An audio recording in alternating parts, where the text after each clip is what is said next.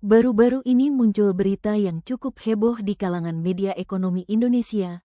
Menteri Keuangan baru, Purbaya Yudi Sadewa, berencana untuk menarik atau memindahkan dana pemerintah sebesar 200 triliun rupiah yang selama ini berada di Bank Indonesia, BI, ke bank-bank nasional, termasuk Bank BUMN dan Bank Syariah. Rencana ini menjadi sorotan karena melibatkan besaran uang yang sangat besar. Implikasi terhadap likuiditas, stabilitas ekonomi makro, inflasi, nilai tukar rupiah, dan mekanisme kebijakan fiskal moneter yang saling terkait. Berikut uraian terbaru yang disusun secara sistematis dan berdasarkan sumber terpercaya, sekaligus analisisnya agar gambaran kebijakan dan dampaknya bisa dipahami secara menyeluruh. Apa tujuan dari penarikan uang 200 triliun oleh KEMENKU? Dalam struktur APBN, anggaran pendapatan dan belanja negara, dan kerja keuangan pemerintah, sering terjadi bahwa ada dana pemerintah yang mengendap atau belum dibelanjakan, dikelola, atau ditempatkan dalam bentuk tertentu di BI. Dana ini bisa bersifat menunggu alokasi proyek, atau terbentuk dari selisih anggaran atau kas pemerintah pusat yang belum dipindahkan ke bank umum.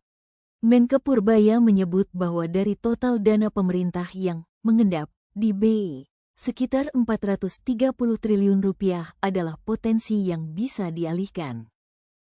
Purbaya Yudi Sadewa sebagai Menke periode tahun 2025 sampai tahun 2029 menyampaikan bahwa salah satu prioritasnya adalah menggerakkan sektor real dan mempercepat penyaluran kredit, dengan memastikan bahwa likuiditas di dalam sistem perbankan tidak kering. Rencana memindahkan dana ke sistem perbankan dianggap sebagai langkah strategis untuk merangsang pertumbuhan ekonomi. Terus apa rencana kebijakan penarikan uang sebanyak 200 triliun ini? Rencana yang pertama adalah uang 200 triliun rupiah dari dana pemerintah yang berada di BI akan dipindahkan atau dialihkan ke bank-bank nasional. 6 bank nasional ditunjuk sebagai penerima utama.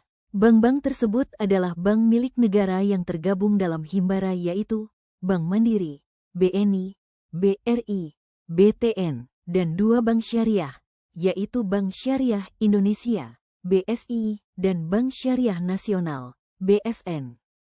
Skema pemindahan atau penempatan yaitu dana akan ditempatkan dalam bentuk rekening pemerintah di bank-bank tersebut, bukan sebagai hibah atau pinjaman.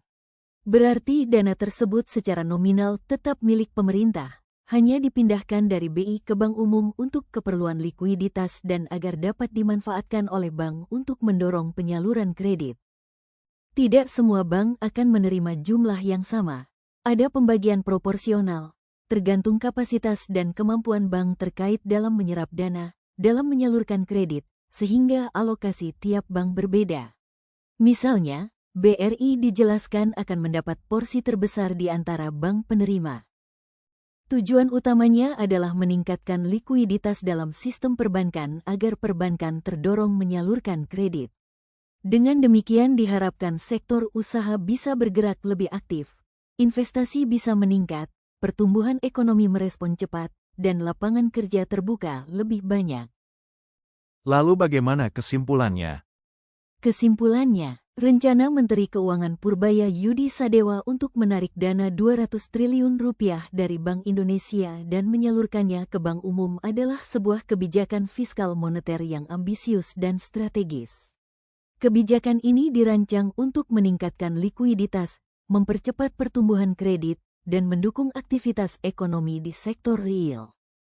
Namun, keberhasilannya sangat bergantung pada implementasi yang hati-hati, pengelolaan risiko inflasi dan nilai tukar, serta kemampuan bank dan regulator dalam memastikan dana tersebut tidak hanya berpindah, tetapi benar-benar digunakan secara produktif. Terima kasih sudah menonton sampai selesai. Jangan lupa untuk klik tombol subscribe-nya agar aku makin semangat membuat konten video bermanfaat lainnya. Sampai jumpa di video selanjutnya.